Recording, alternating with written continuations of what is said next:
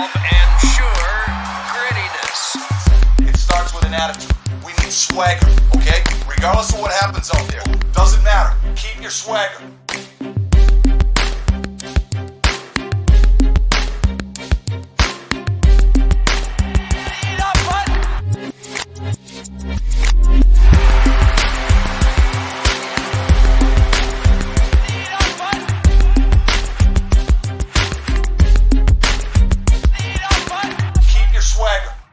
Hello, everybody. Welcome to the 5-Hole Fantasy Hockey Podcast. We're your hosts today, TJ and Zach. Hey. Today we got a free agency debrief. All the dust has settled on the draft. We took our post-Dynasty Series break, and now we're back at it. Full off-season worth of content coming at you guys. First things first is the free agency. A lot of new faces, new places. We're going to talk about fantasy values, what went up, what went down, and maybe, things like... I want to say like Tyler Bertuzzi, right? So he left Boston. Who's taking his spot in Boston? Taylor Hall left Boston. Lots of vacancies in Boston. We don't know if they have centers. So we're going to talk about guys that, they're new teams where they're at, but also what they left behind and if anybody stands to benefit from that. Lauco. Before we get into anything, it is like, I'm recording in Dallas right now, and Zach, you're on the East Coast. So it's 11:30 for me, 12:30 for you in the afternoon on whatever day today is. Is it Friday? This is a terrible job to have. If you it is Friday. It is in fact track Friday. Of days, don't work on the airlines. But anyway, Tony DeAngelo was just put on unconditional waivers for a buyout. So thank you, Chuck Fletcher. That contract did not age very well. It aged like milk.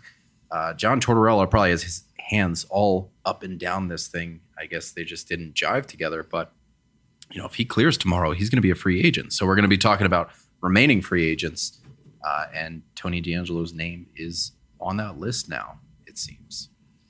What do you think? Like, is this say anything to you?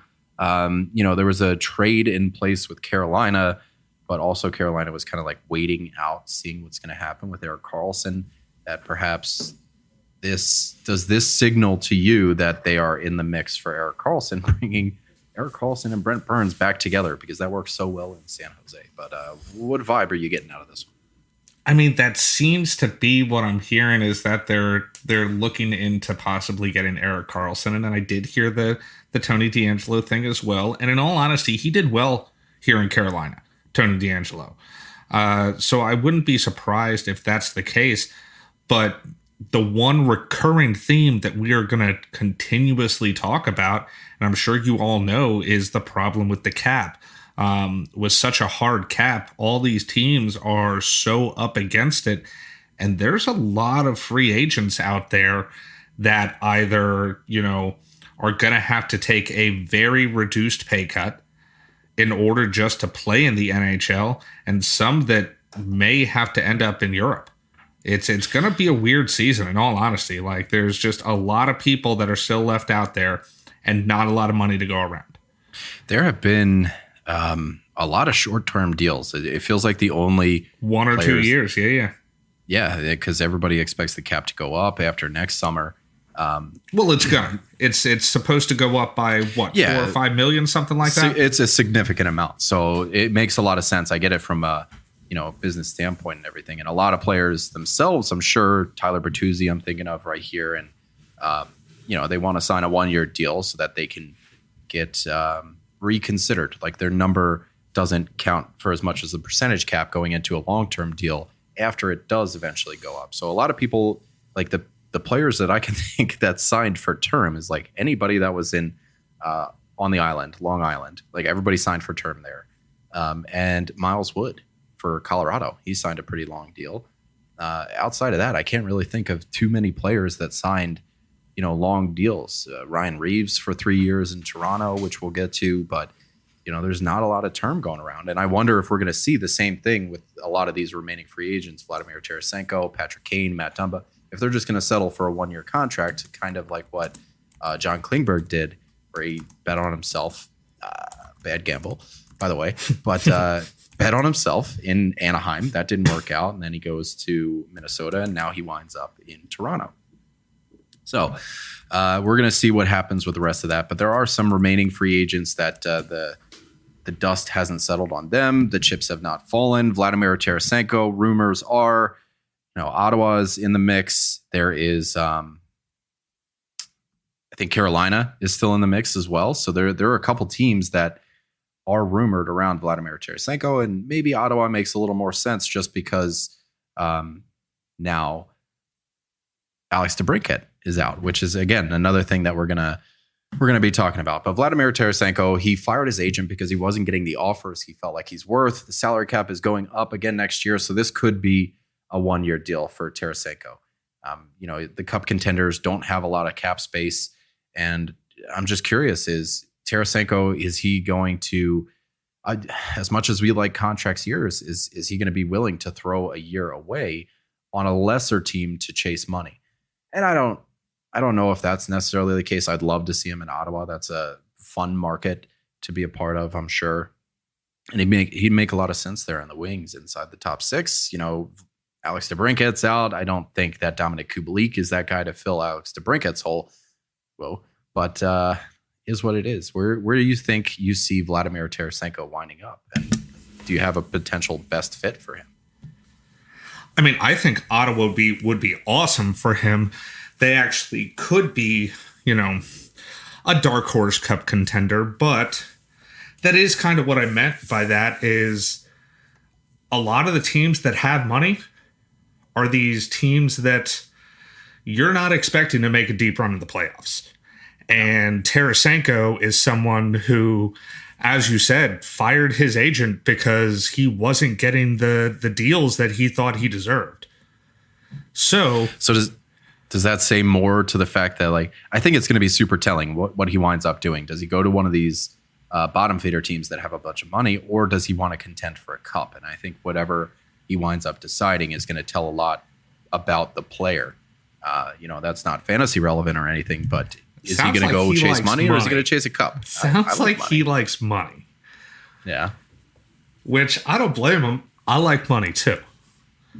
But yeah, so I do. I kind of have a feeling he might end up on one of these bottom feeder teams if, that's more the route that he wants to go, because they're the ones that are going to be able to pay him.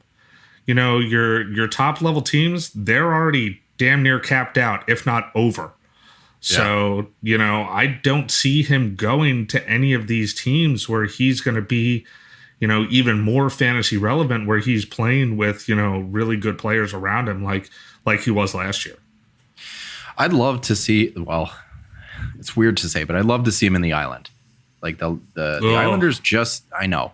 And I'm not a big fan of the Islanders. Would you say such blasphemy like that? They need, they don't have cap space worth shit. They have less than $500,000 right now. So I just don't see it working. And it seems like Lou Lamoriello's done. He said the next thing he wants to do is a hockey trade. So it doesn't seem like anything really is potential there. But I feel like they need a scoring winger. Oliver Wahlstrom is hyped up plenty, but I don't know if he can fill those shoes. So that's where I'd like to see him go. Carolina would be interesting. They have no money. They have no money. They don't have money already. either. Yeah. And if they're going to go ahead and get Tony DeAngelo off waivers, then they have to pick up his contract, or maybe I think they have $2.5 million free or something like that. Which, don't get me wrong, this year you can probably get you could definitely get a Tony DeAngelo for $2.5 million. But and I love what they're doing with their defense. They picked up Orlov and everything like that. I think that number one, they overpaid for Orlov because they are only giving him, I think it's a 2-year deal. But I do like what they're doing with their defense, but they're still clearing holes in the offense.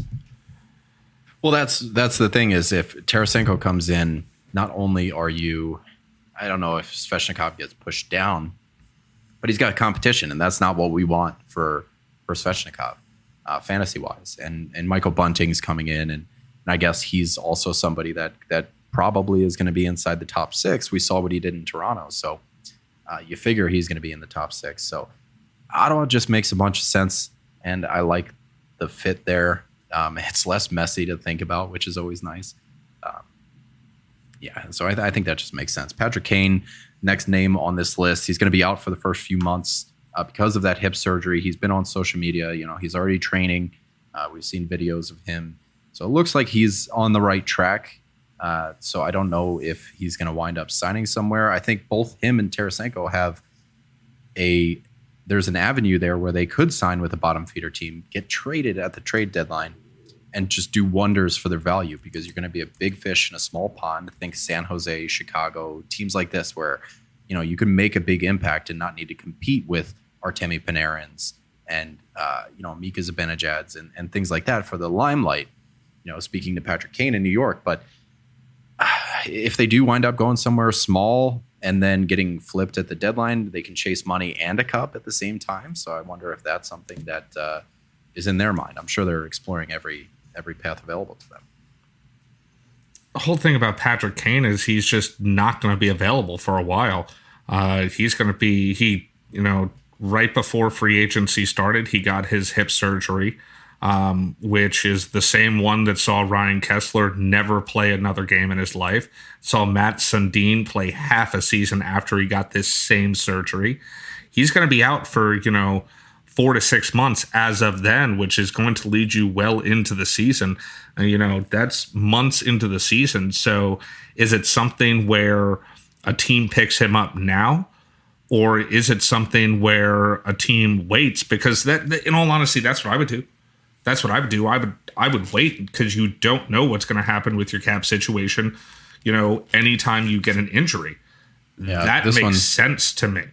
That screams 1-year deal. And on the other side of the same coin, I'm pretty sure Claude Giroux, Tyler Seguin had the same hip surgery, and it took them a year to really get out of their slump. So does Patrick Kane have a year in terms of his runway? I'm sure he does. He's a great player, but do teams that are going to be picking him up have a year? We don't know. Matt Dumba, next name on this list. There's plenty of teams out there that could use I think he'd be a top defenseman on a bunch of teams. I don't want to say top defenseman, but he'd fit right in as like a 2, 3, 4 kind of. He's a top 4. Yeah, he's a top 4.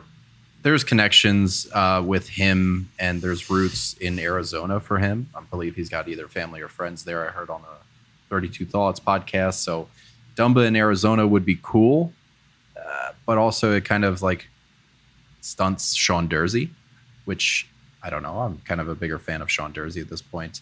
There's going to be teams out there that are looking for a defenseman. We're going to find out what teams those are either tomorrow or soon, because Tony DeAngelo is out there too. We don't know if Dumba still has that offensive acumen.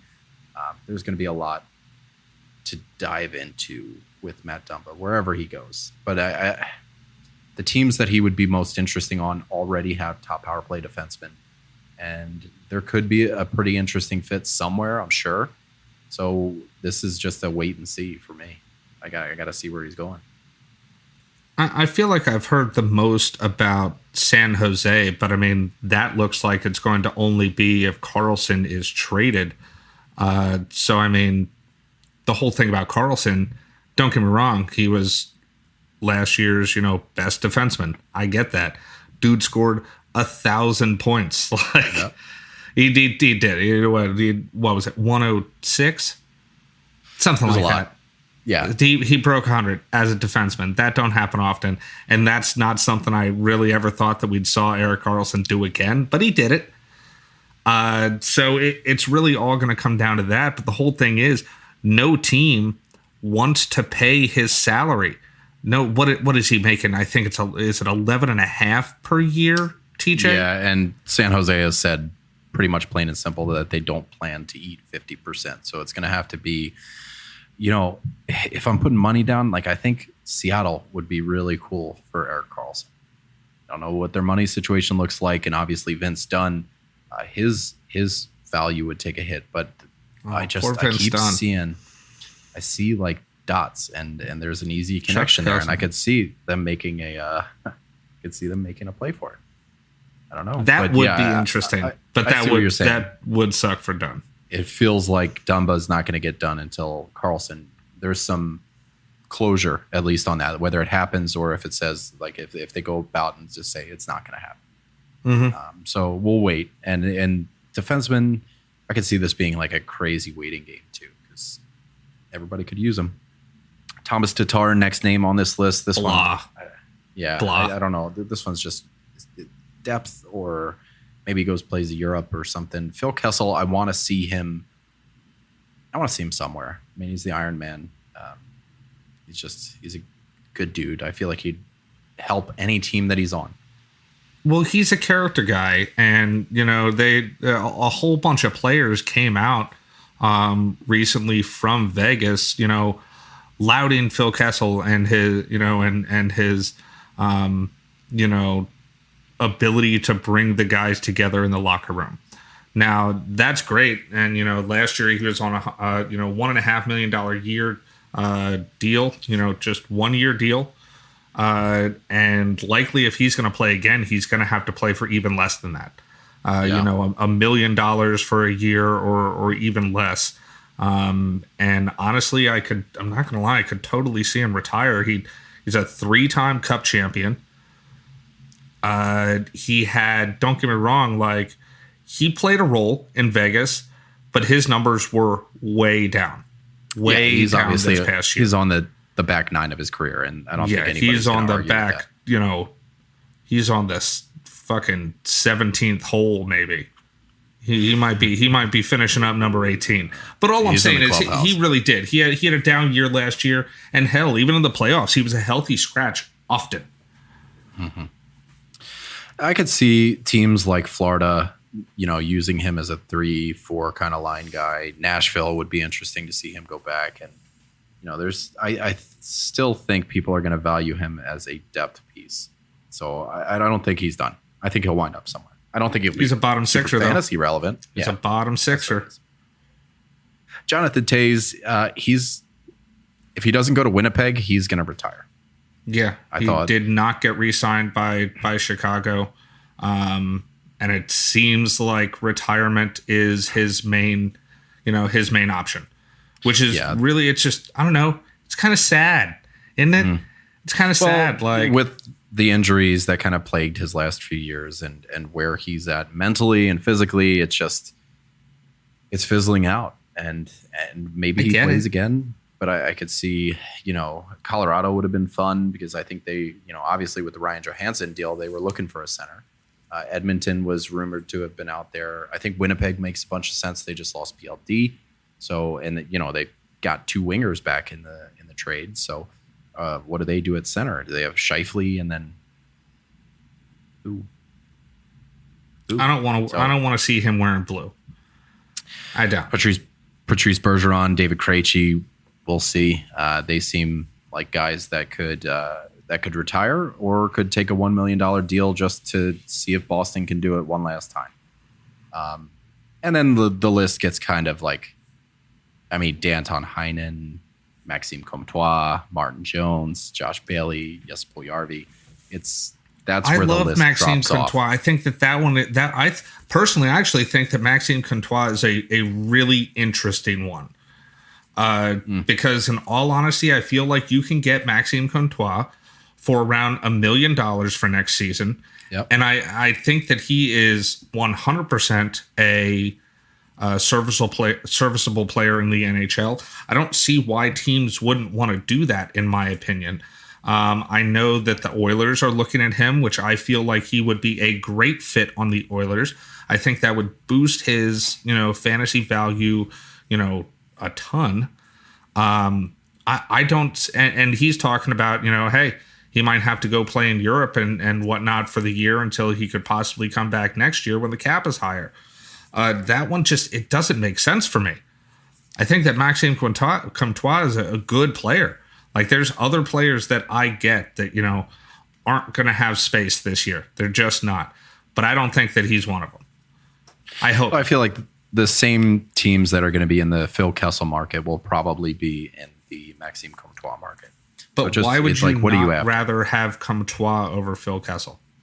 Well, you see, like Nashville, all the pickups that they're making are culture moves. And I feel like, we both agree that Phil Kessel's probably a real happy guy, a good optimistic guy, a positive guy to have in your locker room. And I could see Nashville favoring that over what could be considered, young upside with Maxime Comtois. So teams like that, I could see them going Phil Kessel over Maxime Comtois. Comtois could wind up, Washington. I could see them making like a bottom half move for him. And I don't know. I feel like there would be comparable. Like, what are you looking for? Are you looking for locker room guys?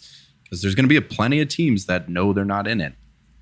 Or are you looking for actual depth? So it just depends, like what flavor you're after, I think. Washington is supposedly looking more at Puljujarvi than a player like Comtois, which, I mean, I think that you're going to get Puljujarvi for really cheap too. Maybe even less than $1 million for the year. He needs like a second chance contract. That's what he needs. Well, it sounds like he's third chance. He was talking about being ready to pack his bags and go home. Like, he's ready to just straight up go back to Europe. Like, what a weird situation for him. Like, he needs a chance. Like, there were flashes of him in Edmonton, but everybody's going to flash in the pan when you put him next to McDavid. So I don't know. Is there raw talent there, or is there kind of ancillary talent where he's just collecting? Is he a main character, or is he a supporting cast? We'll see. He's a supporting cast, and it. Yeah, he is. All right, so let's get in. Mine too. Let's get into the free agency part of all of this. We're going to go in the end of season standings. So we're going to start in Vegas, where not much happened. They had a team. If it's not broke, don't fix it. But what they did need to do to get Ivan Barbashev signed and Aiden Hill signed was ship out Riley Smith to Pittsburgh. So that opens up a top 6 wing spot, which Daily Faceoff right now has Brett Howden in that spot. I don't know if that's going to work. I feel like that's like Pavel Dorofiev's, or one of their. Maybe they can give a shot to one of their prospects, give him a run, or maybe it's Brett Howden, because that was somebody that Chandler Stevenson and Mark Stone were playing with a lot last year. So is that something that works? Is Brett Howden somebody we're going to have to talk about next year? We will see. Is there anything about this? Like, we'll get to the Pittsburgh side of things with Riley Smith when we get there, but. Is there anything in Vegas that you see changing? A ton of moves. They did. Not as much as Detroit. I had they did a lot. Detroit. You got carpal tunnel just typing in Detroit's changes. Yeah. One thing in Vegas that I'm curious about is what's up with Robin Lehner, because they have Aiden Hill, who just won them a Stanley Cup. They have Logan Thompson, who carried them through a lot of the regular season. And Robin Lehner just waiting in the wings. Is Robin Lehner done? Does he find himself somewhere else? Do they run with Hill and Thompson? So I'm curious to see how that crease is going to play out next year. That's all I got for Vegas. Who thought that this would happen with Aiden Hill? I mean, did you? Right. Did you? Not Arizona, did you think this after you saw him all that time in Arizona, just crapping it up? And like, it clearly wasn't his fault, because don't get me wrong, he looked that was nurture, not nature. Awesome. He looked awesome in the Stanley Cup playoffs. He played great. He won them some of those games. Like, don't get me wrong, I know they mopped the floor with Florida in the final, but he made some really good saves. Like, it shouldn't have been just where Florida scored one or two goals like per game. They very easily could have scored 4 or 5 goals if it weren't for Aiden Hill. Did not see it coming. Good. I am hats off to you, boy. He did a lot for his own value and for his fantasy value. So I can see him. Oh my God. He's going to be something fierce next year in drafts. Moving on to Florida, they have added Evan Rodriguez, Oliver Ekman-Larsson, and Dmitry Kulikov comes back. Obviously, they have a couple injuries to work out. Gustav Forsling and is it Forsling? No, it's Montour and Ekblad are out and could miss some of the season. So they had to go out and get some defensemen. OEL cheap after getting bought out by Vancouver. Dmitry Kulikov comes back. To me, the most interesting piece is going to be Evan Rodriguez. Anthony Duclair is their subtraction. Evan Rodriguez was interesting, very interesting in Pittsburgh. Kind of interesting in Colorado, sprinkled in with some very interesting in Colorado. He's always been interesting. Here he's going to be playing in a top 6 spot that Anthony Duclair leaves behind. And to be honest, Evan Rodriguez, Anthony Duclair, That's an upgrade to me. I think this team got like better it. in their top 6. So Evan Rodriguez is somebody I'm going to be really looking at next year as like a kind of depth piece. The same place that I'd be looking at. Someone that you can like probably get in Duclair. like the 14th, 15th, 16th round, like somewhere way down there that I think, really could play a role on your team. Yeah, I think he's going to sneak into a lot of drafts. Daily Faceoff once again has Carter Verhaeghe on their top power play unit, which has not been Verhaeghe's normal place. Like he's usually an even strength monster. Yeah, he's money at even strength. So I wonder if Erod gets a shot on that power play. That one to me, Sam Bennett could be the guy too, but there's options, and I think Rodriguez is going to play on one of the power play units. If it's the top power play unit, that's huge. I mean, that goes without saying. But if he's going to be in the top 6 with guys like Barkov, Reinhardt, Sam Bennett, Kachuk, no matter what, this is going to be a good look for him. So I think he's got the raw talent, and now he has a great supporting cast, highly offensive supporting cast that is going to bolster him. Like it's perfect. All right, Carolina. They have added Michael Bunting, Dmitry Orlov, Brendan Lemieux. They've brought back Freddie Anderson and Antti Ranta. Which is the biggest move they've made. What, keeping their goalies? Yes. Yeah, and Pyotr Kachav, two-way contract, so he's somebody they can send down, up and down as pretty much at will. So they don't need him to be ready just yet. But when you have guys like Ranta and Anderson, you do need a third goalie. So that is a perfect scenario for everybody. But Vladimir Tarasenko notwithstanding, Michael Bunting is the fixture that's going to move into the top 6. What is your take on this? Like if we were to go over under what he produced last year in Toronto for him in Carolina right now, would you be betting the over? Would you be betting the under? I mean, very, very risky to take the push, but what would your bet be on what Michael Bunting looks like in Carolina next year? The under? Yeah, I'm taking the under as well. He was a 49-point pace in Toronto. 65 points the year before, so like that's kind of the year that we all are going to look at as a ceiling for him. But I feel like that 50-point-ish range is a good spot for him. Carolina also isn't a super offensive team in the first place. They're not, the highest scoring team. I mean, they can be, but they don't win games, 8-6 and shit like that. They just don't. It's not how they're coached. It's not how they play their game. They win a lot of games, 2-1, stuff like that. Like that's, I say it. But so I don't really see him getting that over, as you say. Now, I think that the Brendan Lemieux trade is, a great fourth line pickup where he's going to come in and, be that physical presence. But I do love the Dmitry Orlov, as I said before. Now, they did overpay for him, but all of a sudden, you look at their defense, they have one of the best defenses in the entire league. Now, I know that there is a lot of talk about them trading Brett Pesce. Like they're really trying to shop Brett Pesce. And don't get me wrong, you don't get better by getting rid of Brett Pesce unless you're getting a really good offensive piece back. Either that or picking up a really good offensive piece. Now, if you are trading for an Erik Karlsson, Brett Pesce is going to have to be part of that deal. So, I do like what they're doing with the defense. They're a good defensive team that is just getting even more defensive. So these 2-1 games aren't going to be anything new, and they're going to continue. As far as, the subtractions, Puljujarvi just did not work out here in Carolina, just like he did not work out in Edmonton. Kind of feel bad for the guy, but it was not working here at all. And Max Pacioretty was just hurt all the damn time because he's Max Pacioretty. Yeah, he played like 4 games, I think it was. He, was hurt, and then he finally came back, and everyone was super excited. And then he got hurt. And was... That sounds like Pacioretty to me. That's what it does. Patches. Yeah, I think, Washington gets better with Pacioretty. We'll see what happens with Puljujarvi.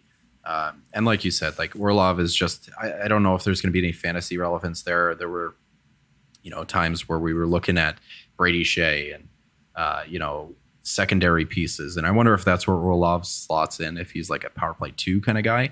There were stints where he was on power play 1 in Boston. So I wonder if he slides into that role. Brent Burns, obviously your power play 1 guy. Brennan Lemieux, he's just going to be Pims. He's a good kind of water bug bulldog in the bottom 6. So good pickup. Gets people pissed off. 3. Yeah, bottom line. Dallas, they have added Matt Duchene, Sam Steele, Craig Smith. I like the moves that they made. They lost Max Domi, and that's about all that they really lost in terms of like impact players. But Dallas looks a lot stronger.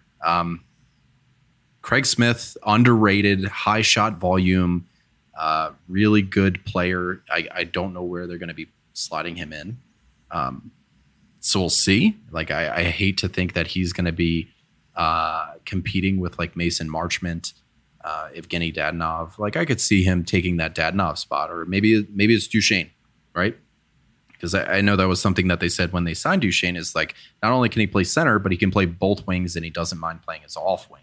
So Matt Duchene, wonder if he's going to be triple eligible going into next year. Does he play in the top 6? Does he play in the middle 6? I don't know, but I think that's a really good cheap contract for Dallas to get in on. He's obviously still got some stuff in the tank. That's move. I mean, that is a good looking top 9. And to be honest with you, I don't buy Jamie Benn for a minute. So I wonder if Matt Duchene winds up sliding into that Jamie Benn, who randomly had a renaissance year last year. So I don't know, Jamie Benn, which I don't Johnston, trust. Just like Benny I didn't Dadonov. trust the Matt Duchene renaissance from 2 years ago, and we saw that coming down to earth. Now, don't get me wrong. I think Matt Duchene is somewhere in between those two seasons. But I love the new face in a new place in Dallas. I think that between him and Craig Smith, who I think is a really good NHL winger to have, on the bottom of your depth chart on your fantasy team. I think Craig Smith plays a role. On top of the fact that I think they literally got better not having Max Domi on their team. So I love the moves that Dallas made. Like, love them. Yeah, Craig Smith, this is going to be, he had 16 points last year for both the Bruins and the Capitals. So, he's a perfect bottom 6 guy that can contribute because his shot volume is fierce. Like, he always shoots. Anytime he got top 6 time, wherever he was always on my radar. He's 33 years old at this point. So, he is going to be a role player. He's probably not going to, not even probably, he's not going to be in the limelight there. So I love him as a depth add. Duchene is so much better suited as a middle 6 guy versus the top line spotlight that he was shoehorned into in Nashville. So I think this is going to work really well for Duchene. He's going to want to be playing hard for his next contract. So I wonder if he doesn't fight his own way onto that second line because nobody's touching the first line of Robertson, Hintz, and Pavelski. So Duchene, he's going to be somebody that, on the ass end of your draft makes a bunch of sense. And especially if he's tri-eligible, triple eligible, he's somebody that's going to be really versatile in your lineup. And there's still some upside left there. I'm not saying he's going to go breaking down doors or anything, but he's somebody that I could see being kind of just like a good depth piece on your fantasy team. I think Boston. This next team is interesting. I like these moves too. I like these moves. There's still a lot to be dug into because we don't know what's happening with Bergeron and Krejci. But Boston, they've added JVR, Kevin Shattenkirk, Jesper Boquist, Milan Lucic, Morgan Geekie. They have lost Taylor Hall, Tyler Bertuzzi, Dmitry Orlov, Connor Clifton. So there's a facelift here. JVR, he's pretty much a Craig Smith, high shot volume, going to be a bottom 6 kind of guy. Kevin Shattenkirk, I guess he's filling the shoes of Dmitry Orlov. I don't see him sniffing power play time. Jesper Boquist, you're bottom 6. Morgan Geekie, I think is the most interesting here because we don't know what's happening at center. Didn't get a chance in Seattle. They didn't qualify him, and Boston's giving him a shot. We don't know what's going to happen. Like, is Charlie Coyle your number 1 center at this point? Is Morgan Geekie your 2C? What happens? Not that I don't think that Geeky is interesting on Boston. I personally think the most interesting one here is JVR. I think all of a sudden he has a lot more fantasy value and is not going to be drafted very high in our fantasy drafts and even in the real drafts. I don't think so. However, I do think that he could get some power play time, and I also think that he would take that net front, that net front bumper position that Bertuzzi was in. Now, I think that losing Tyler Bertuzzi is a big deal because Tyler Bertuzzi legit is good. However, he was playing the bumper role, and JVR has played that throughout his entire career. So I think slotting him into that role is a huge deal. And I think that JVR could see a big boost in points. Big boost in points. That's what it's going to boil down to. They still got, Pavel Zacha, who could be your number one center, and maybe Charlie Coyle is your second line center. But if they get Marchand and Pasternak back together, which, to be honest, if you're going to have like a strong, like if you're losing Bergeron, you need at least one good line.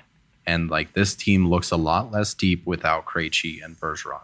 So Marchand and Pasta going back together makes a bunch of sense. So does JVR fit into the middle six with like Jake DeBrusk, one of Morgan Geeky or Charlie Coyle? I think there's room for JVR to have some fantasy relevance, but I don't know if there's room on the top power play. Is that something you're saying that you think he could work his way onto the top power play unit? I think it's feasible. They need someone to play that slot. That's, of course, a lot of people would say, oh, well, I've heard people, just friends of mine even that are Boston fans. Oh, well, Marchand can work that spot. That's not where Marchand plays on the power play. Yeah. He's like doesn't make behind sense. the net on the left side. Yeah. Yeah. That's just not where he plays. He plays over to the side and then he jams pucks in. And I get it. You think that might work, but I see JVR being there. But I mean, shit, you put Charlie Coyle up on that top line, it turns into the imperfection line. I like that. They're going to be a fun team. I don't think Boston's even close to being done. They need some like final word on whether or not Bergeron and Krejci's coming back. So that's how we're going to take Boston into effect. Colorado. I feel like you're going to hate everything about this one because, we're going to talk about Ryan Johansson, Jonathan Drouin. Ross Colton could be interesting. Miles Wood, I feel like his role is, plain and simple. Miles Wood's going to be a banger. Does Jonathan Drouin play with his, former Halifax Moosehead line mate in Nathan McKinnon? That could be interesting because Landeskog is supposed to be out for the whole year. So does Drouin? Does he finally get another year? Does he get another facelift here? Does Drouin get his third shot? This could be interesting. I mean, Lehkonen makes a bunch of sense. He's somebody they've counted on in the past. Nichushkin, does he slot over? But I think Drouin could be pretty interesting. And, it does feel icky to talk about Jonathan Drouin like this. But if he is playing on the top line, he's going to get a lot of airtime on pretty much every fantasy pod that you're listening to. So I'm curious. Like, is he going to be somebody that we're going to get drafted? We're going to have to see as our Monday mock drafts start to take off and see what his ADP lines up being. But fucking Ryan Johansson and shit. Come on, dude. Come on, this dude. team. I told you before, I will personally never draft Ryan Johansson ever again. He lets me down all the time, and then I want to hold on to him because as soon as I think about dropping him, he scores a goal, and then he plays his little magic games with me, fucking Magic the Gathering, where he just pulls a goal, flips a card over, boom, goal. And then I'm like, oh, well, hey, I'll give him another half a week. And then he screws me every time I do it. So I'm not drafting him. I don't care what team he plays for, but I'm mad about JT Conn for not being on the team. I think that's actually a big loss.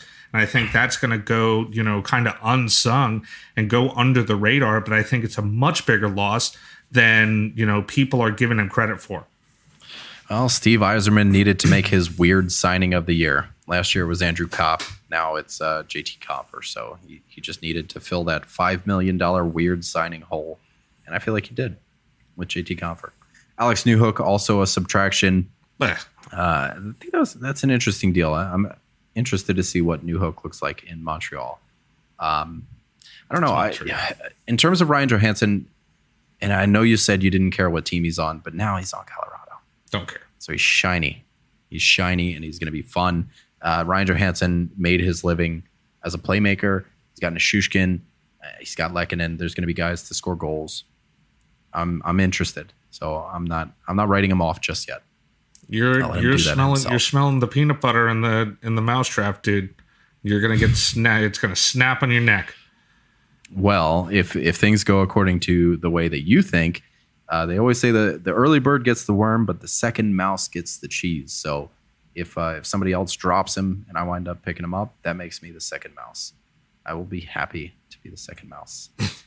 New Jersey, they have added Tyler Toffoli to their incredible top six. They have lost Damon Severson. Now Malchelts has changed. They also got rid of Mackenzie Blackwood via trade, Igor Sharangovich. This is a mean-looking top six here. Timo Meier, Nico Hischier, Dawson Mercer, Jesper Bratt, Jack Hughes, Tyler Toffoli.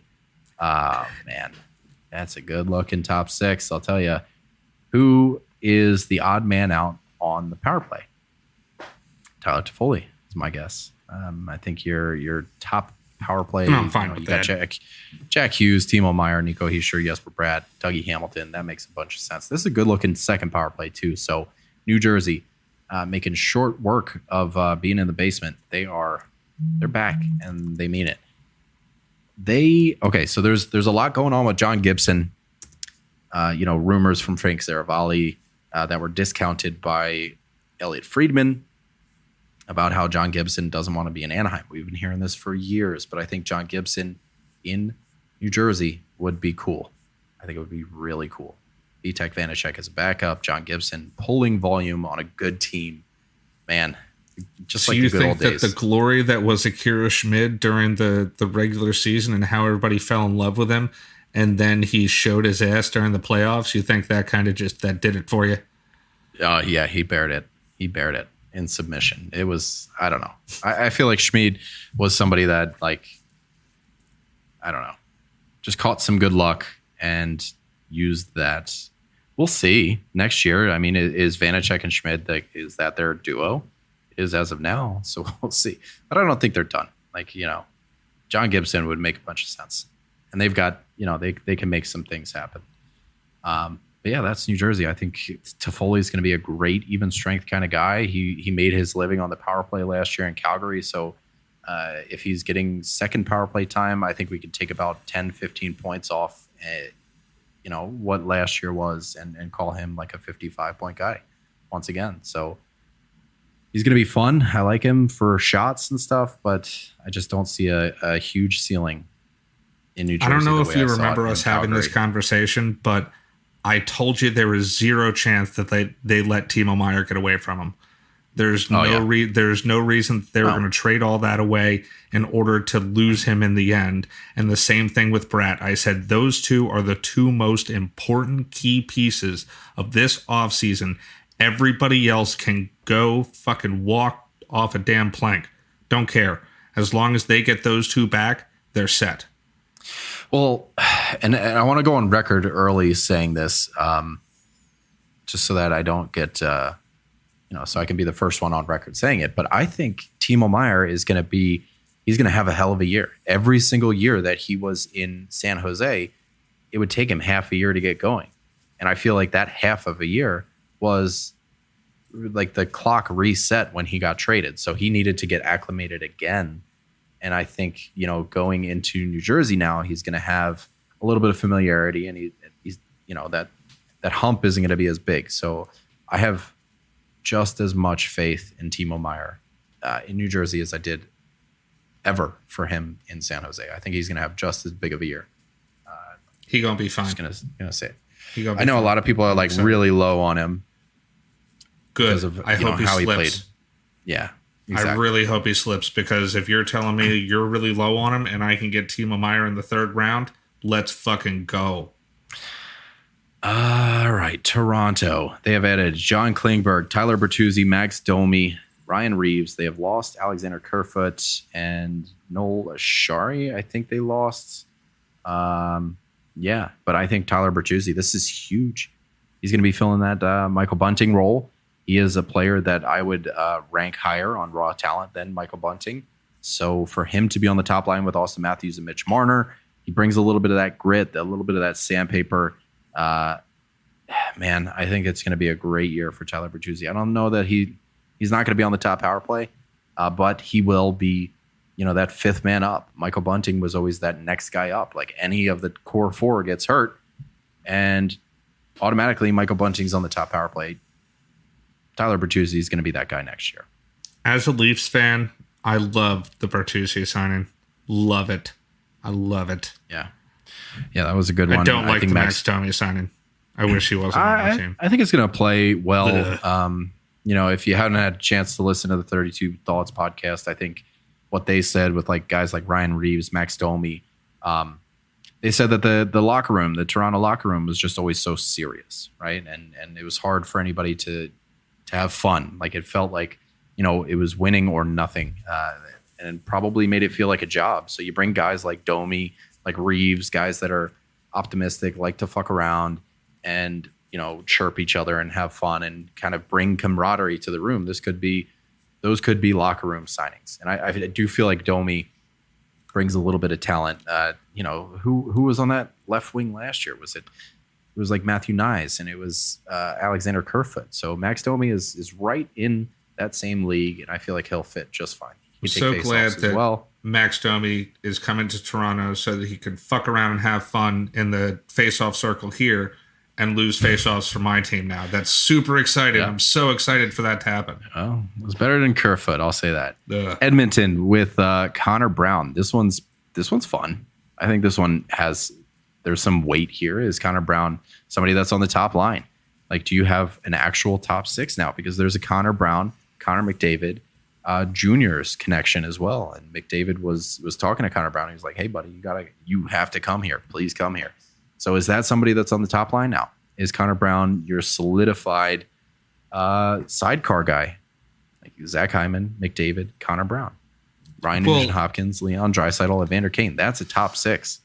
Oh, 100% that's a top six. Don't get me wrong. Connor Brown is the number 6 out of that top 6, but I don't see Warren Vogel or Derek Ryan taking his spot. Right. Now, I could see them kind of still interchanging that top 6, or until, they get their, wild hair up their ass like they always do, and then just start changing the lines up all over the place. And let's send Ryan Nugent-Hopkins down to the 4th line just because today is a day that ends in fucking Y. Because fuck it. Seriously, they do that crap all the time. I wish that they would stick with this top 6. It's a great looking top 6. Now, the bottom 6 definitely leads something to be desired. But if Connor Brown is going to be in that top 6 playing with either Connor McDavid or Leon Draisaitl, I'm super in. You have to be. You have to be. You can't. Honesty, you'd be doing yourself a disservice not to be interested. You know me. I've always loved Connor Brown. So that you didn't have to talk me into much. Edmonton, super easy. Moving on to the New York Rangers. They have added Peter Laviolette as their coach. Jonathan Quick as a backup goalie. Blake Wheeler as a very cheap, soften the blow of Vladimir Tarasenko and Patrick Kane moving on. Nick Bonino's there, Eric Gustafsson, and they have re-signed Keandre Miller. I think the only one worth talking about is Blake Wheeler. Maybe Jonathan Quick, but he'll get 25 games. And I don't know. What do you think? So would you go as far as to say that Keandre Miller had a breakout season last year? Oh, yeah. Would you go as far as to say something crazy like that? You can't talk shade on Raj, and he's not even here. I can talk shade on whoever the hell I please. All I know is I was, completely made fun of last offseason when I said Keandre Miller was going to have a breakout season. And there's people telling me I was a dope. It was a good year to do it, too. He made some money. Look who's talking now. But I think Blake Wheeler could, you got Capo Caco on Daily Faceoff as the top line right wing. I think that could change pretty quickly with Blake Wheeler right there. So we'll see what happens. But I think Blake Wheeler is somebody that everybody should be pretty interested in. If he gets some top line time on the power play, that is very interesting as well. Hopefully, this paves a way for Vinny Trocheck to get back on the top power play, though. That is ultimately what I'm hoping for. Well, the whole thing is, though, and as you know, not that Filipino isn't good at faceoffs. Trocheck and Zibanejad are both very good at faceoffs. So it's easy to split them up between the first and second power play, because then you have, someone who over 50% of the time is going to win you the puck. That's why I feel like he's kind of stuck onto that second power play unit, because they want those faceoff wins. Makes sense, right? Yeah, we'll see. Sorry. I feel like Wheeler, wasn't he a center as well at points? I feel like Wheeler has played. I thought Wheeler has always been like strict right wing. I'm sure he takes faceoffs sometimes, but I'm pretty sure he's pretty strict damn right wing. I remember at some point he was like center and right wing. So I don't know. LA, they have added, they have once again made their team better. They brought in Pierre-Luc Dubois on a very big contract. David Riddick is there. Cam Talbot is there. Trevor Lewis. They have lost Gabriel Velarde and Alex Iafallo in the Pierre-Luc Dubois trade. Losing Gabe Velarde, though, and Alex Iafallo, I don't know. Yeah. That's big news, man. That, to me, that paves the way for Kevin Fiala inside the top six.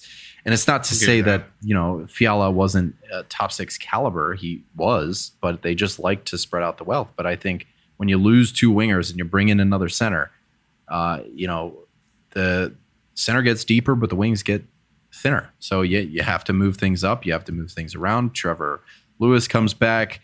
You still have guys like Victor Arvidsson who could play the wing. Quentin Byfield's on the wing there too. So we'll see what happens in terms of Kevin Fiala's deployment. I don't know. I'm curious. Where do you see Dubois? Is he your second line center?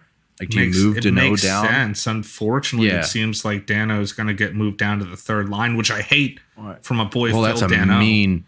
That's a mean defensive line there that you can really bring to the bank. And Dano, that line was so good. So having that as your third line and just swapping the Fiala up another line, I think that's the move, and that's what I want as a selfish fantasy player.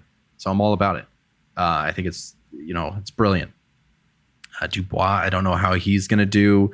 Last year was really good for him. You saw top power play time. I don't know if that's guaranteed for him in LA. So for me, this one, I don't see this as a bonus for Pierre-Luc Dubois. I see this as his his value taking a bit of a hit. I think he's the second power play guy now, which is not awesome. That's what I got. I think Dubois personally takes a hit, but I think LA gets better. I'm sorry. I know you like Pierre-Luc Dubois, but losing Velarde and Iafallo to get a guy who's been a problem multiple places in his career, I think is tough. Now I know that LA has a great culture and they are a very, high culture organization. Man, I don't. I know you like PLD. I know you do. Yeah. It's just because he hits and shoots and scores points. That's all you got to do. Get it, but he's a cancerous son of a bitch. And in Winnipeg, that leaves you really don't have shit going on there as far as your center depth. That's tough. Are your young guys taking a big step? Do you force Nemestikov into a center role? I'm not gonna lie. Now that's a tough one it's a tough pill to swallow. Yeah. I'll give you that. That's where Jonathan Toews starts to make sense a little bit, and I think I don't think Winnipeg's done either. I still think there's a lot of work to be done. You still have Adam Lowry. Minnesota didn't do a goddamn thing, so we're just going to move on to Seattle, who added Kyler Yamamoto. Haven't done much else outside of that. I don't know where Yamamoto is going to slide in. He, to me, was miscast as a top six forward in Edmonton, so I see him as a third or fourth line guy. Yeah. And that's what I got. Because, their wings are really good. They got McCann, they have Everly, a super Jaden solid Schwartz. team up and down. So, they're just adding more depth. because that's what they are, and that's okay. It's that's four okay. lines of That depth. is that is what and who they are. So they're just adding more depth. Do it to it, Lars. Hopefully it works out. Tampa Bay, they have lost Alex Killorn and Ross Colton. They've added Calvin DeHaan, Luke Denning, and Connor Sherry. Now, They do Alex not get better. Killorn, his vacancy is the most interesting part of this because he was always a top 6 fixture. I could see them going back to Stamkos, Point, and Kucherov as their top line. But is Connor Sherry a top 6 forward now? Like, are you going to move Tanner Jeannot into a top 6 role, or do you keep him with Michael Esimont and Nick Paul, and that be your banger line? That's, how most teams are made up. You have a banger line and you have a shutdown line. And that's what Luke Glendening does. He is a face-off god, and he's a perfect fourth line center. So does that put Connor Sherry into a top 6 conversation with Brandon Hagel and Anthony Cirelli? It has to, doesn't it? Like I said, I think they did not. They're going get to toy better with here. it. They did not get better here. But what else are they going to do? No offense, I like Tanner Jeannot for hits and pims and stuff like that. Well, I think they're going to toy with this because they also got Josh Archibald, who's no stranger to hitting too, who could also be, fill in on that third line as a hitting role. Like he could be a checker. And then Connor Sherry could fit in on the fourth line. He's going to be a checker on the fourth line. But I think that Connor Sherry is closer to a second line winger than he is a fourth line winger. I'll give you that. Now, do I think that he was a first line guy like he was a bulk of the season last year in Washington? No, I don't think that. But I do think that he's feasibly a second line person. I think another interesting wrinkle in Alex Killorn going to Anaheim is that pretty much puts Brandon Hagel on the first power play unit, all but like permanently. It could also be, Anthony Cirelli could take some shots up there as well, but I think Brandon Hagel has got that spot to lose. That's his. Anthony Cirelli is kind of like what we talked about earlier. Like he's so good at faceoffs and everything like that. He's almost so stuck to that second line power play because he's out there for that. Fair enough. He's like a Phil Deneau, kind of. I could see him as those are your kind of guys. He's a super good two-way forward. Yep. Winnipeg, they have added Velarde, Iafallo, Brossoit. They got him back, and they have signed Nemesnikov. Like I said, I still think Winnipeg's got some work to do, and I don't know that they're done.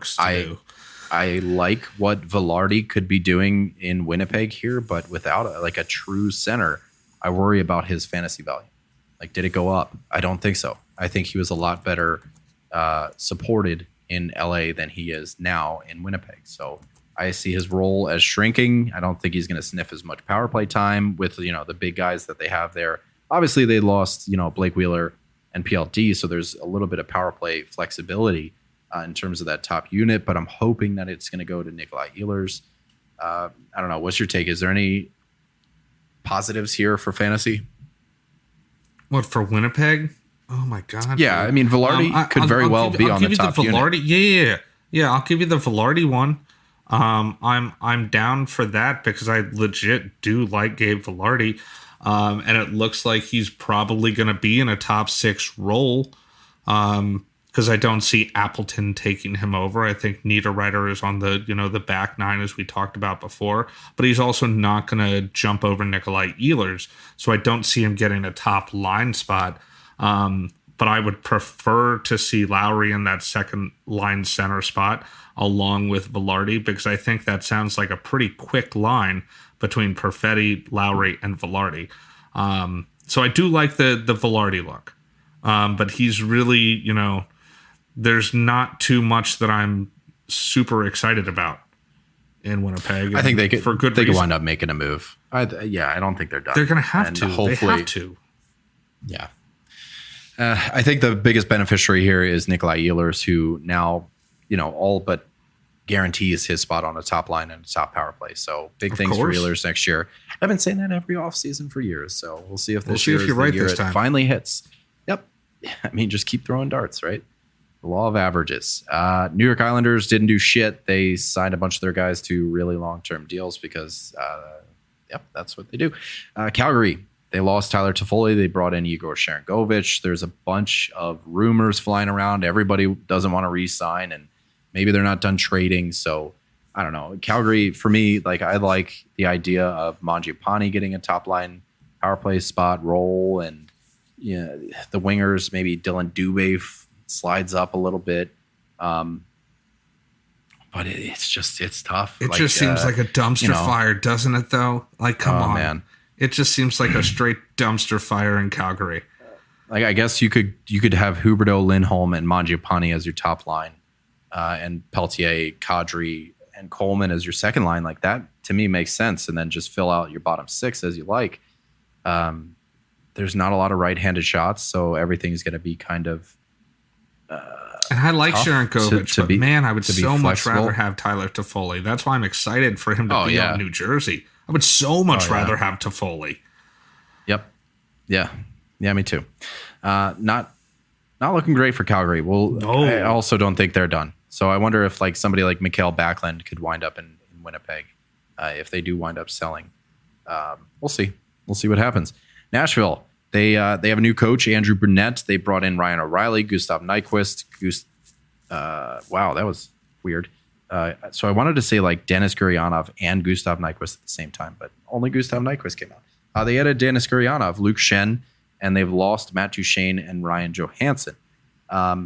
This team doesn't scream like competitive to me. I feel like they're slow baking their prospects and stuff and bringing in good guys to shepherd them into the next stage of their careers. So Ryan O'Reilly, obviously going to be your top line center. I wonder if Tomasino is going to be on the right wing with him and Forsberg. Guys like Evangelista.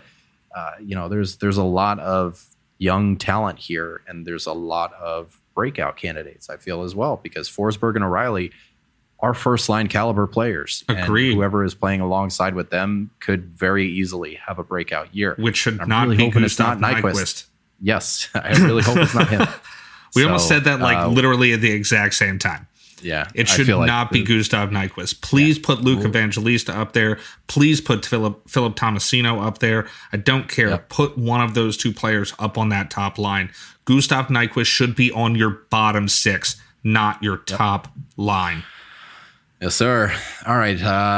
So that's that. I don't know what kind of year I expect for Ryan O'Reilly. I don't think he's going to sniff anything close to what he was doing in St. Louis. This is not. I mean, they're historically not a great power play team, but anything can happen with guys like Roman Josi on your side. So we'll see what happens with that first power play unit. I don't know. I got like 55, 60 points for Ryan O'Reilly, and not a ton more. I mean, that sounds super feasible. Pittsburgh, they have added Alex Nedeljkovic, which you should be happy about because then we should stop saying Casey DeSmith's name so much. Riley Smith, Lars Eller, Will Butcher, Noah Shari, Tristan Jarry re-upped for another 5 years. They have lost Jason Zucker. They added a lot. Now they have Lars Eller. That's going to be, I guess, the Jeff Carter spot, 3C or 4C. What are you doing with that? But what's interesting, I think, is Riley Smith is going to take that Jason Zucker wing spot in the top six. Noel Shari, also another fourth line center that, he's one of my favorite fourth line centers in the league. Him and Glenn Denning are just solid fourth line centers. Carter maybe moves over to the wing, and you have Mikael Granlund, Eller, and Carter as your third line. That's a good third line. So I don't know. This is once again a competitive looking team. They're in the mix for Erik Karlsson. I don't think it's going to work out, but it's not a bad looking team. What do you like? Anything worth sniffing here outside of Rickard Rakell? Oh, Rick Rackle. I was going to say Rick Rackle that I like the fact that it looks like, with the way he played especially towards the end of the season up on that top line, since Brian Rust had such a downfall last year, which, don't get me wrong, I am super high on Brian Rust to have a big bump this year because I think that he is going to go very low in drafts because people were so upset with how he played last year to the point where they were dropping him, trading him away for peanuts. You're going to be able to draft Brian Rust super low, and I think you're going to get a really big return on him. I love Riley Smith in this situation. I've always liked Riley Smith in the first place, but having him in that top 6 in Pittsburgh, I think is going to be a huge boost for him. I like the way this team looks. I hate to say it as a Flyers fan, but like it's a really well built top 9, and I can see them going for a swan song here. I'm curious to see if DeSmith or Nedeljkovic winds up with that backup role in goal. See what happens there. Lars Eller is going to be once again somebody we're talking about anytime we talk about Pittsburgh. That's just Lars Eller and JT Compher. They're the same person. And anytime Malkin is out for a number of times, Lars Eller is going to get that spot. Buffalo didn't do a bunch. They added Tyson Jost and Eric Johnson, so that's not really fantasy relevant names there. Ottawa, there's a couple things to kick around here, and obviously things can change if somebody like Vladimir Tarasenko comes into the fold. Dominic Kubalik, Jonas Korpisalo, they lose Alex DeBrincat. First thing I want to get your take on here is, like, Korpisalo, is he somebody that was propped up by Los Angeles, or is he somebody that is deserving of the contract that he got? Is he going to be able to be a starter for this team and somebody they can rely on? Yes. Come on, dude! Like you're such a Korpisalo. You're a truther. That's what it is. I'm a little nervous. I'm not. Obviously, dude. Korpisalo is a good goalie. He's a good goalie. Yes, I like him. I think he is a really good goalie. I love the fact that he is going to be on this team. He's going to be the number one. I don't think that he was propped up by any means. No, I think that Corby is a great pickup for them. I think they're making really good moves. I hate the fact that they lost to Brinkett, but it is what it is.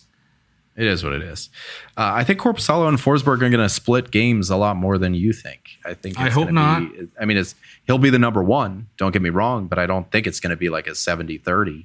Or, no. I could definitely split. see it being like a 65-35, like you were just saying. Yeah. But I'm perfectly fine with that. I'm a little bit closer to like 60-40, 55-45. I know. I just needed to hear you say it. Dominic Kubalik, anything there worth talking about? To me, right now he's in the top 6, but that's only because guys like Ridley Gregg aren't exactly ready for it. Yeah, who's gonna be there instead of him? That's the real question. Who's going to be there instead of him? And the answer is nobody, unless they make another move.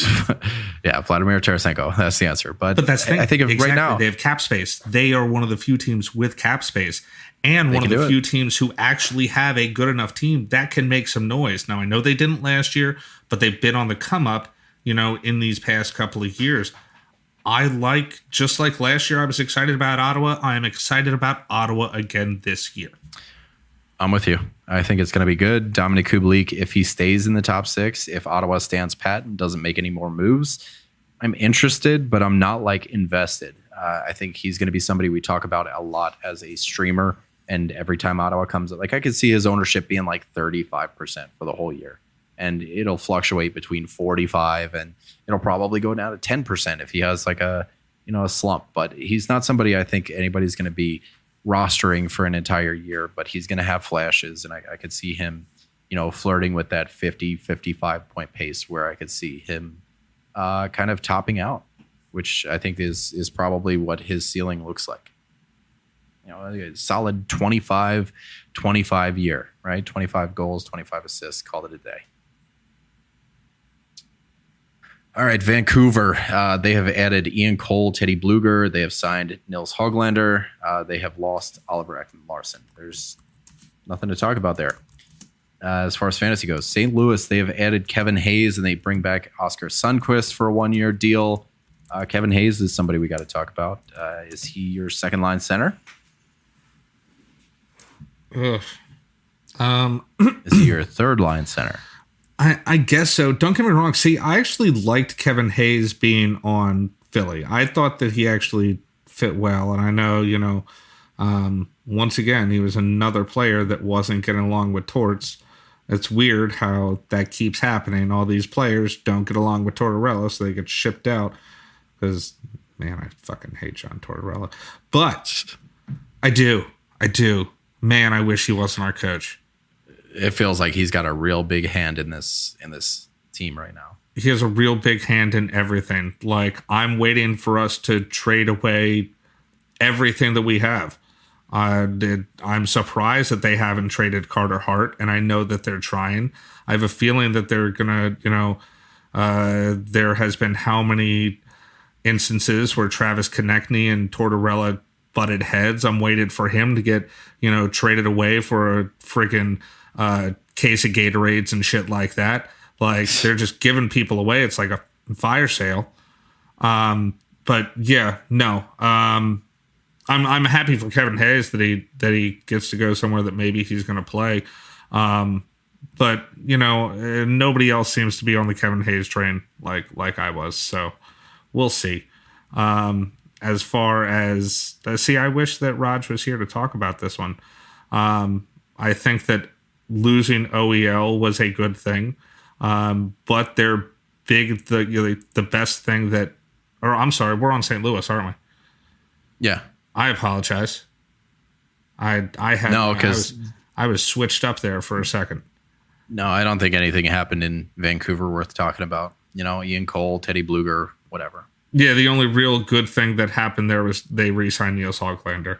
Right. Sorry, no. Kevin Hayes, yes, St. Louis. I'm aware of that. Then we got Detroit coming up next, so catch your breath. Yeah, no shit. Them and Pittsburgh have been the big ones. Honestly, I think that St. Louis is kind of milquetoast, man. If you know what I mean by that, I think they're just kind of, gray water, if you will. Ew. Yeah. But the whole That's thing gross. is, so you're saying you see Kevin Hayes as possibly a second line center? I don't think so. I think that he's going to be a bottom six guy. That should really just be the answer to the question. Is he is a bottom six guy, even on a team like St. Louis. Now, I love their wingers, but other than Robert Thomas, I mean, you have Braden Shen there, but other than Carew and Buchnevich, Verana, I like their wingers, and that's about it. Yeah. Yeah, they have a bunch of Rob Thomas obviously has a bunch of gas in the tank, but Shen and Hayes are what they are.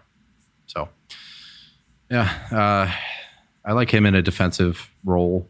Kevin Hayes is always good on the penalty kill, so this is a real good add for the team, not so much for fantasy, I don't think. Detroit, something, this is a big fantasy landscape that has changed. Alex DeBrincat comes in. He's going to be shoring up that top line with Lucas Raymond and Dylan Larkin. They've added JT Compher, Daniel Sprong, Kristen Fisher, Klim Kostin, Alex Lyon, Shane Gostisbehere, James Reimer, Justin Hull. They have pretty much revamped their entire team. I could see DeBrincat being a top line, top power play guy. I think DeBrincat is somebody that could easily pot another 40 goals. And I think this is a really good spot for him. I feel like something, I haven't heard yet, but, a lot of people are just like, oh, yeah, Gostisbehere, second power play. I don't know. Why? Moritz Seider, while he had a great rookie season, clearly, he did not live up to the sophomore season. He had that slump. Different coaches.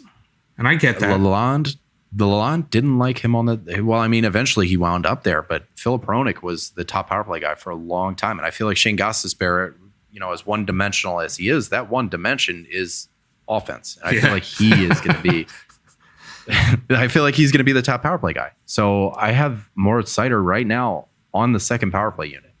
And I feel like Gostisbehere playing with guys like Perron and Raymond and Larkin and DeBrincat on the top power play unit could potentially maybe not repeat what he was doing in Arizona, because I think that was wildly unsustainable. But for him to 45 points, 50 points, I feel a little bit nervous about 50. But for him to hit 45, I feel like that's honestly, it's there.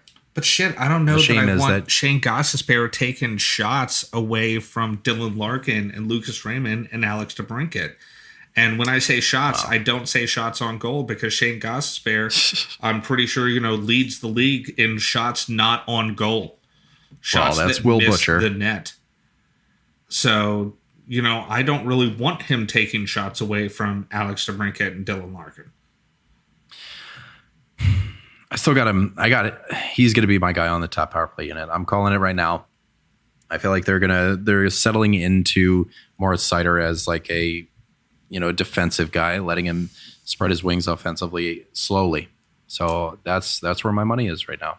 Because he's like a Tyson Berry, a Keith Yandel, Shane Gostisbehere, that is. Like if he's not on your top power play don't unit, say such you're a thing. you're wasting your money. I like the Yandel, but don't throw Tyson Berry. Ugh. Tyson Berry is nothing if not a top power play guy. You're- He's literally nothing. You could have stopped at Tyson Berry as nothing. All right, Washington has added Max Pacioretty, and that's about it. They also got Joel Edmondson, but I don't really see a ton of worth there. Max Pacioretty, we'll see if he's ready for the start of the year. It doesn't sound like it, so he's going to be a late addition, and we'll see how long he's going to be healthy for. But I could see him being An your old top team six gets guy. older. A bunch of Yep. He's not beating out Ovechkin for the top left wing spot, so he's your second power play guy or second line guy. But I could see him on the top power play unit, so we'll see if Oshie and Kuznetsov get moved down to the second. Yeah, that's what I got there. I'm not like super interested in Pacioretty as it is. Like no. Just Like stay healthy, literally, please. they're gonna have to change the name of the arena to AARP Arena.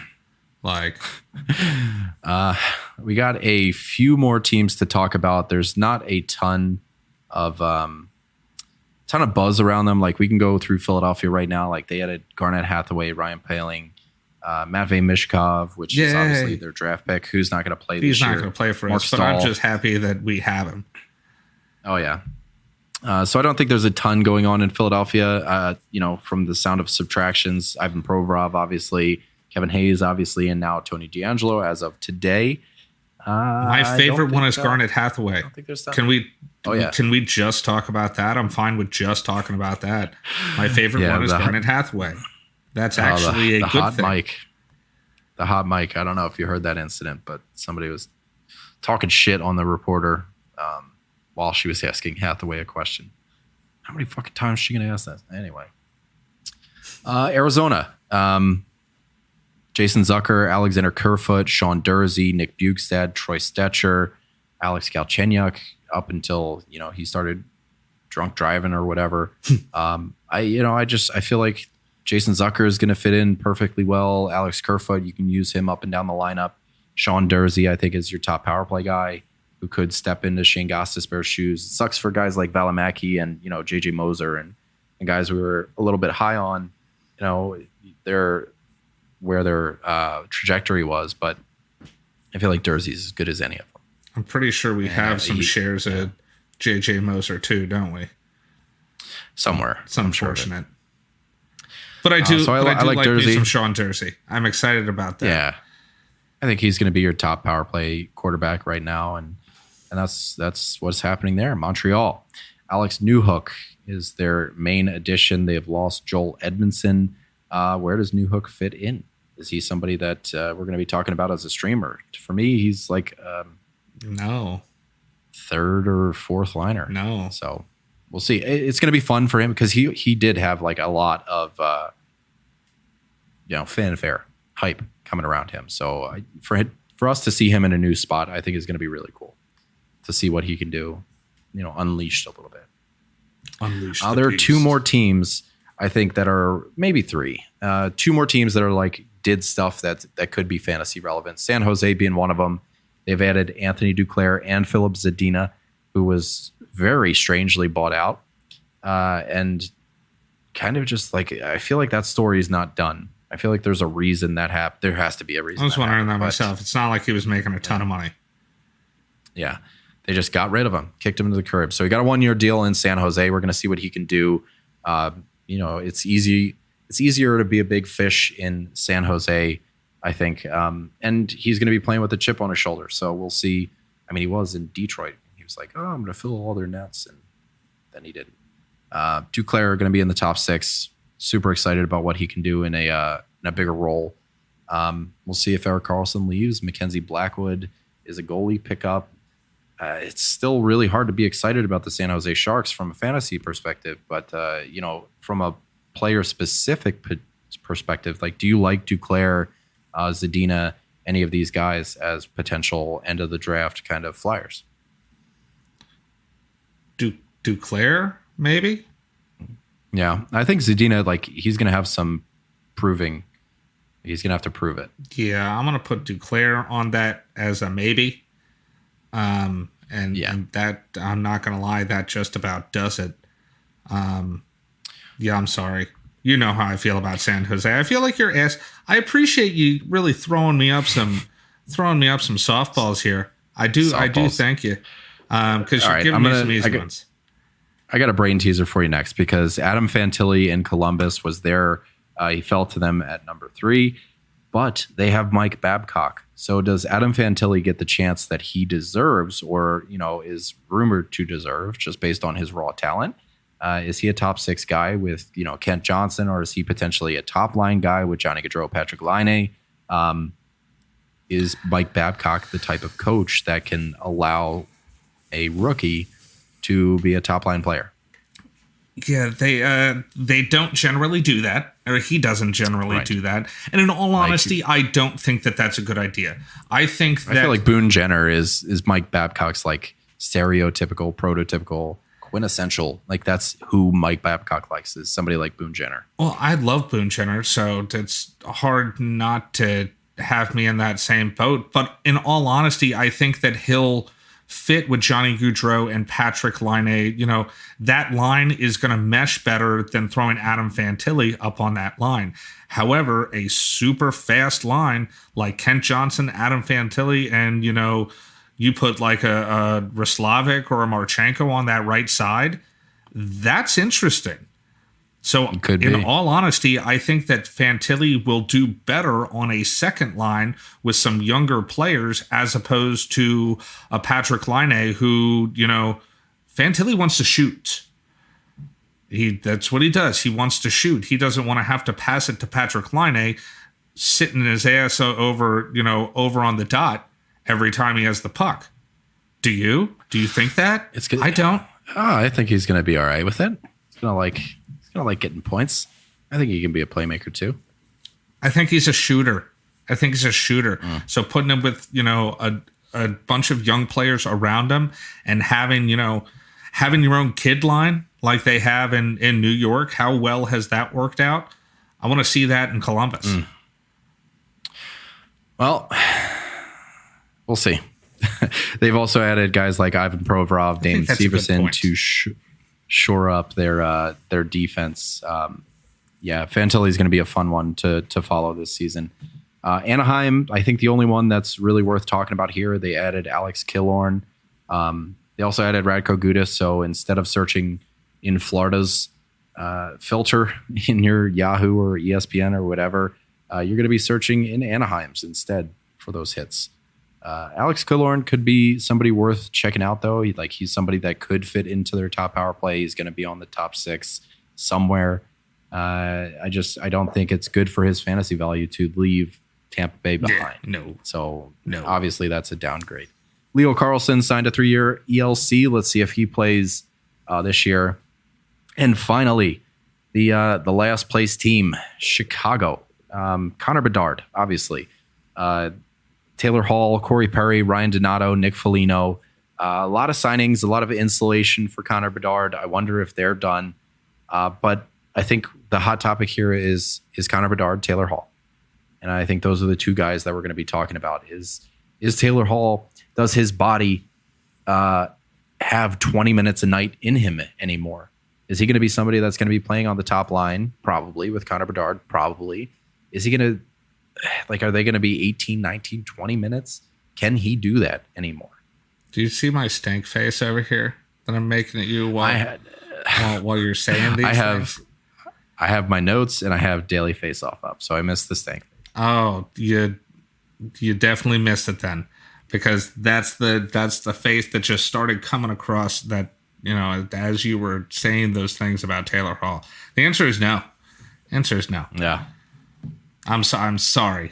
And don't get me wrong. This is putting Connor Bedard into a great situation where it's going to say, hey, kid, go out and score a bunch of goals, because nobody else is. They're going to lose a lot of games. they're going to lose a lot. Oh, yeah. A lot of games. They're going to be right in that Celebrini next year. They're right in there for it. Which, I mean, good for them, but I'm not going to lie. I don't see the balls dropping your way 2 years in a row. That doesn't happen unless you're the New Jersey Devils. So, but it does happen, and now they have Taylor Hall, who's good at getting number 1 overall picks. So for some reason, just by, I guess, name alone, but man, I just don't see that working out. Now Connor Bedard is 100%. He is going to be the first. And hey, I got a question for you. Where do you think he's going to get drafted, Connor Bedard? Well, Connor McDavid got drafted at 36 ADP, I think, from when in his rookie year. So I wonder really if high. Connor Bedard is somebody. It's really high. It's third round, obviously. Connor McDavid didn't have the same type of, he was pretty much put into the same position as Connor Bedard is getting in. There's not a ton of supporting cast there. So I wonder if Bedard goes like 5th round, 6th round. Like, I think people are going to swing. I could see 5th or 6th round. I wouldn't be surprised if people take him in the 3rd or 4th, though. I really would not be surprised.